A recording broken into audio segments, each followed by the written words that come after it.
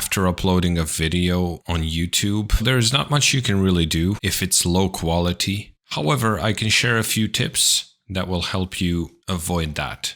So the first thing is the most important thing, and that is to make sure that your videos are recorded in high quality from the get-go. So if you have a low bitrate video from the start, there's not much you can really do with it. Have your bitrate at least 10,000 kilobits per second, preferably more, especially if it's 60 FPS. Another thing to know about YouTube is there is a huge difference between the quality of 1080p and 1440p.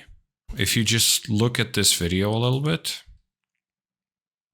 you can see that it's not the greatest quality. There is a lot of artifacting, and it's almost like you can see the pixels. But compared to this video that is 1440p, there's none of that.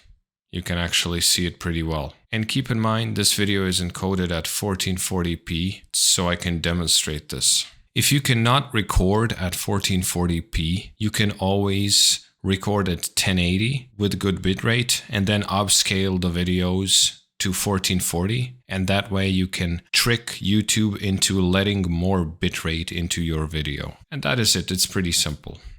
Hopefully this helps you.